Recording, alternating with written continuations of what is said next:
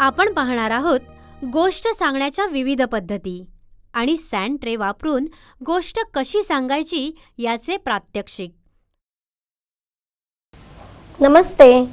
Door step school परिवर्तन प्रशिक्षण केंद्राच्या आजच्या सत्रामध्ये तुम्हा सर्वांचं स्वागत. आजचे सत्र कोणते आहे माहिती आहे का? आजचे सत्र गोष्टींबद्दल आहे. आता तुम्ही मागील व्हिडिओ जर बघितला असेल तर त्या व्हिडिओमध्ये आपण गोष्टींचे वेगवेगळे प्रकार, गोष्ट सांगण्याचे महत्त्व हे सगळं आपण तिथे पाहिलं आहे. तर लहानपणापासून आपण खूप साऱ्या गोष्टी ऐकलेल्या आहेत आणि ह्या गोष्टी आपण कोणत्या पद्धतीने ऐकल्यात तर जास्तीत जास्त आपण तोंडी गोष्ट आपल्याला कोणीतरी सांगत होतं आणि आपण ते ऐकत होतो, बरोबर की नाही? पण गोष्टी सांगण्याच्या वेगवेगळ्या पद्धती पण असतात बरं का. जसे आपण गोष्ट सांगण्याचे वेगवेगळे प्रकार पाहिले तर त्याच प्रकारांच्या गोष्टी आपण वेगवेगळ्या पद्धतीतून पण सांगू शकतो. म्हणजे बघा, लहानपणी तुम्ही ससा कासवाची गोष्ट ऐकली असेल किंवा इतर दुसऱ्याही गोष्टी ऐकल्या असतील, पण आपल्याला आपले आई वडील किंवा शिक्षक किंवा शाळेमध्ये तुम्ही वेगळ्या पद्धती कदाचित बघितल्याही असतील. तर एकच गोष्ट तुम्हाला तोंडीही सांगितली असेल आणि आता तीच गोष्ट तुम्ही मोबाईलवरती सुद्धा पाहता, बरोबर की नाही? म्हणजे आपण ह्या टेक्निक वापरून वेगवेगळ्या गोष्टी सांगू शकतो, बरोबर की नाही? जसं मोबाईलवरती आपण गोष्टी पाहतो म्हणजेच तोंडी सांगितलेलीच गोष्ट आपण मोबाईलवरती पाहून सुद्धा ऐकतो, बरोबर की नाही? किंवा टीव्ही वरती. तसेच तुम्ही कळसूत्री भावली हे देखील तुम्ही कधीतरी टीव्हीवर पाहिलं असेल किंवा आपण एखाद्या जत्रेमध्ये जातो तेव्हा तिथे सुद्धा कदाचित तुम्ही पाहिलं असेल. कळसूत्री भावली म्हणजे काय तर हातामध्ये भावल्या घेऊन त्या नाचवलेल्या असतात आणि त्या भावल्या हलवलेल्या असतात आणि तो संवाद चालू असतो. तर गोष्ट सांगण्याची ती एक पद्धतच आहे. अशा गोष्टींच्या वेगवेगळ्या पद्धती असतात. तर त्यापैकीच काही पद्धती मी तुम्हाला आजच्या ह्या सत्रामध्ये दाखवणार आहे. तुम्हाला आवडेल ना सगळ्यांना बघायला? तर आज आपण गोष्ट सांगण्याच्या पद्धती ज्या आहेत तर त्या कोणत्या आहेत? तोंडी आपण सांगतो, त्यानंतर पुस्तकामध्ये वाचून सुद्धा गोष्ट सांगतो. तसेच फ्लॅश कार्डनी पण गोष्ट सांगता येते. फ्लॅश कार्ड म्हणजे काय बरं? तर मी तुम्हाला आता ते दाखवणार आहे. आता बघा, हे असे कार्ड आहेत. हे असे जे कार्ड आपल्याला दिसत आहेत चित्र रूपामध्ये, तर आपण जेवढी गोष्ट आपली आहे त्याचे वेगळे वेगळे हे असे कार्ड तयार केलेले असतात. बघा, तुम्हाला प्रत्येक कार्डवरती ही वेगळं वर्णन चित्राचं दिसत असेल, हो की नाही? म्हणजे याला काय म्हणतो आपण? फ्लॅश कार्ड पद्धत. काय म्हणतो? फ्लॅश कार्ड पद्धत. अशा पद्धतीने ह्या कार्डवरचं वेगवेगळं वर्णन मुलांना दाखवून गोष्ट सांगता येते. आता पुढची एक पद्धत मी तुम्हाला सांगते. पुढची पद्धत आहे ही बॉक्स टेक्निक.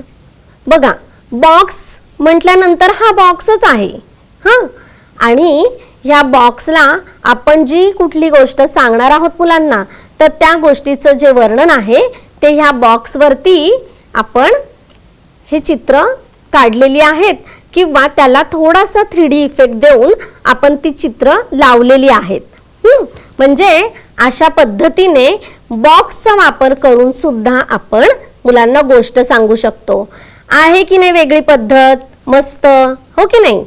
बघा, मुलांना अशा वेगळ्या पद्धतीने गोष्ट सांगितली तर नक्कीच आवडेल की नाही? तुम्हालाही आवडेल, हो की नाही? आणि ही जी पद्धत आहे ती आहे वाळूचा ट्रे. ह्याला सँड ट्रे पद्धत पण म्हणतात बरं का. तर ह्या पद्धती आहेत, हो की नाही? आपण गोष्ट तोंडीच सांगणार आहोत, पण ती गोष्ट सांगण्यासाठी काहीतरी माध्यम वापरतोय आपण. ते माध्यम म्हणजे काय तर गोष्ट सांगण्याची पद्धत, ज्या मी तुम्हाला आता इथे दाखवलेल्या आहेत. अशा अजून वेगवेगळ्या सुद्धा असतात. म्हणजे पपेट असतात.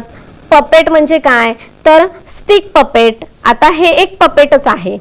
ह्या पपेटला, ह्या चित्राला खाली एक स्टिक लावली आपण, ती हातामध्ये घेऊन सुद्धा आपण गोष्ट सांगतो, त्याला स्टिक पपेट म्हणतात. आणि फिंगर पपेट सुद्धा असतं. फिंगर पपेट म्हणजे बोटामध्ये पपेट घालून मुलांना ती गोष्ट सांगितली जाते, त्याला फिंगर पपेट म्हणतात. तसंच पपेटचा अजून एक प्रकार पण आहे, तो म्हणजे हँड पपेट. हातामध्ये तुम्ही कुठे तर पाहिलेही असेल, हातामध्ये पपेट घातलेलं असतं आणि त्यावरून गोष्ट सांगितली जाते. ह्या सगळ्या काय आहेत, गोष्टींच्या वेगवेगळ्या पद्धती आहेत. आता आपल्याला वेगवेगळ्या पद्धती समजलेल्या आहेत. मी तुम्हाला एक पद्धत, वाळूचा ट्रे, ही गोष्ट मी छोटीशी तुम्हाला उदाहरण दाखल सांगणार आहे. चला तर मग आता आपण वाळूचा ट्रे वापरून गोष्ट मुलांना कशी सांगायची हे पाहणार आहोत. गोष्टीचं नाव आहे ससोबाची युक्ती. काय मग मुलांनो, आज गोष्ट ऐकायची बरं का? आवडेल की नाही सगळ्यांना गोष्ट ऐकायला? गोष्टीचं नाव आहे ससोबाची युक्ती. आता इथे मी वाळूचा ट्रे वापरलेला आहे बरं का. हे मी तुम्हाला गोष्ट सांगण्याआधीच सांगतेय. गोष्ट सांगून झाली की तुम्ही जवळून हात लावून ती गोष्ट बघू शकता. त्यामुळे गोष्ट सांगताना कुणीही पुढे पुढे यायचं नाही, हो की नाही? गोष्ट छान ऐकायची आपल्याला. चला तर मग गोष्ट सुरू करूयात.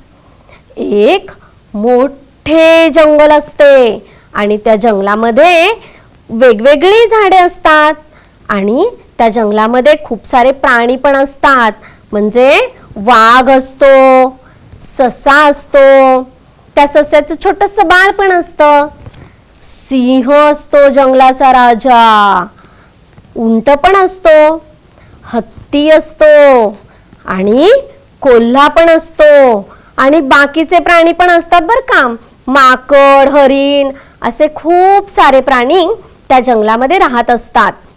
एक दिवशी काय होतं, सिंह असतो की नाही, सिंह सगळ्या प्राण्यांना एकत्र बोलवतो, त्यांची सभा घेतो आणि सिंह सगळ्यांना सांगतो, हे सगळे माझे मित्रांनो, तुम्हाला मी आज सांगत आहे की रोज तुम्ही सगळ्यांनी एकेकाने स्वतःहून माझ्याकडे यायचं आणि मी तुम्हाला खाऊन टाकणार.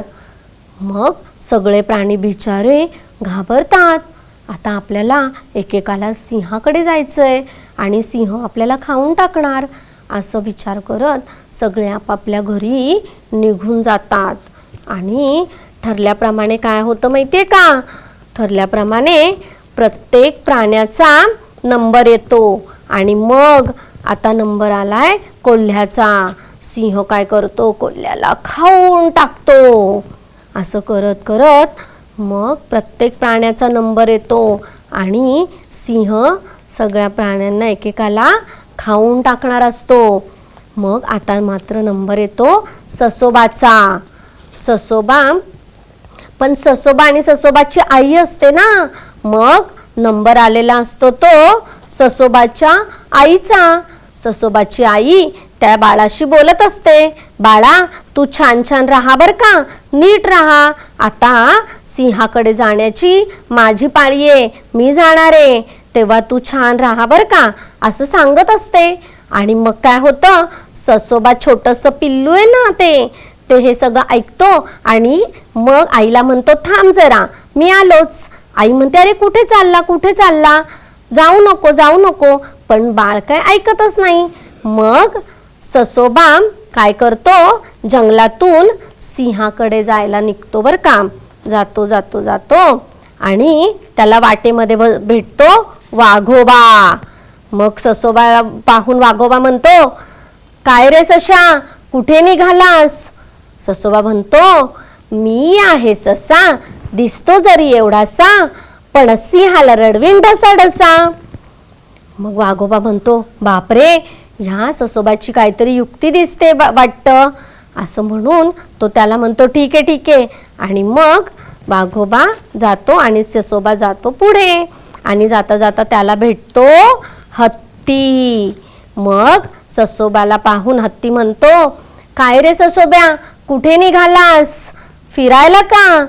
पण ससोबा म्हणतो, नाही, मी आहे ससा, दिसतो जरी एवढासा, पण सिंहाला रडवीन ढसा. हत्ती म्हणतो, का? मग तो म्हणतो, मी आता सिंहाकडे चाललोय, तुला यायचं का? मग हत्ती म्हणतो, नको रे बाबा. ससोबा म्हणतो, हत्ती रे हत्ती, तुझ्या अंगी शक्ती, पण सिंहाला पाहून तुला वाटते भीती. पण मी बघ, मी छोटासा आहे, पण मी नाही घाबरत, मी चाललो सिंहाकडे. असं म्हणून मग ससोबा पुढे जायला लागतो. आता ससोबा सिंहाकडे जातो आणि सिंहाला त्याच्या पावलांचा आवाज येतो.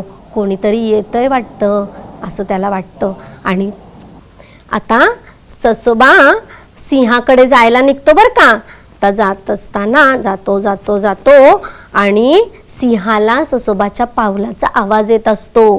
सिंह म्हणतो, आता ससोबाची आई आली वाटतं, चला आता आपल्याला तिला खायचंय. म्हणून सिंह बाहेर येतो गुहेतून आणि बघतो तर काय, एवढूसा ससा. मग सिंह म्हणतो, अरे एवढीसा ससा, तू कसा काय आलास? तुझी तर आई येणार होती. मग ससोबा म्हणतो की महाराज तुम्हाला सांगू का, माझी आईच येणार होती, पण तिची तब्येत बरी नाहीये, पण ते जाऊ दे. मग महाराज तुम्हाला सांगू काय झालं, मी येत होतो तुमच्याकडे तेव्हा जंगलामध्ये मला तुमच्यासारखा सिंह दिसला. तो म्हणाला, मी या जंगलाचा राजा आहे. महाराज, या जंगलामध्ये दुसरा राजा आलाय सिंह. सिंहाला राग येतो. सिंह जोरात डरकाळी फोडतो आणि मग सिंह म्हणतो, असं कसं झालं, हे तर शक्यच नाही. या जंगलाचा राजा तर मी आहे. मी इथे असताना दुसरा राजा आलाच कसा? ससोबा म्हणतो, महाराज मी खरं सांगतोय, पण आला आहे दुसरा राजा. मग तो म्हणतो, चला मी तुम्हाला दाखवतो. आणि मग सिंह म्हणतो, चल. आणि दोघे जणे मग परत जंगलामध्ये जायला निघतात. ते चालत असतात, चालतात, पण त्याला इथे तिथे बघतो सिंह, पण कुठे काही दुसरा महाराज दिसतच नाही. मग तो विचारतो ससोबाला की, काय रे ससुल्या, तू तर म्हटला दुसरा महाराज आलाय, कुठे जंगलाचा दुसरा राजा? ससुल्या म्हणतो, महाराज अहो आहे, तुम्हाला सांगतो, त्या तिथे एक विहीर आणि ना तो त्या विहिरीमध्ये लपून बसलाय, चला मी तुम्हाला दाखवतो. असं म्हणून मग सिंह म्हणतो, चल दाखव मला. आणि मग ससुल्या काय करतो, सिंहाला विहिरीजवळ घेऊन जातो. आणि मग सिंह म्हणतो, कुठे आहे दुसरा सिंह? इथे तर कोणीच नाहीये. मग ससुल्या म्हणतो, महाराज तुम्ही काय करा, त्या विहिरीमध्ये बघा, हळूच डोकून तुम्हाला दिसेल तो महाराज, तो लपून बसलाय.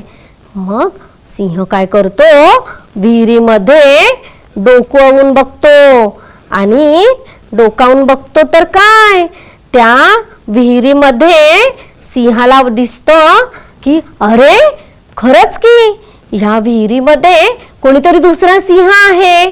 तो म्हणतो, आता मी याला सोडणार नाही. आणि असं म्हणून सिंह विहिरीमध्ये उडी मारतो आणि आतमध्ये जातो तर काय गंमत, सिंह आणि दुसरा कोणी राजा कोणीच नसतं. मग आतून आवाज येतो, मला वाचवा. तो ससुल्याला म्हणतो, ससुल्या तू मला फसवलंस, मला वाचवा. मग ससुल्या काय करतो, आपल्या सगळ्या प्राण्यांना बोलावतो आणि हे सगळे प्राणी जंगलामध्ये बाजूला गेलेले असतात बरं का, लपून बसलेले असतात. मग ससुल्या म्हणतो, काय मित्रांनो, कशी केली सिंहाची फजिती?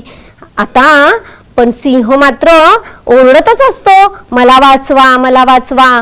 मग ससुल्या म्हणतो, काय करायचं मित्रांनो, आता सिंह तर मला वाचवा म्हणतोय, आपण काय करायचं?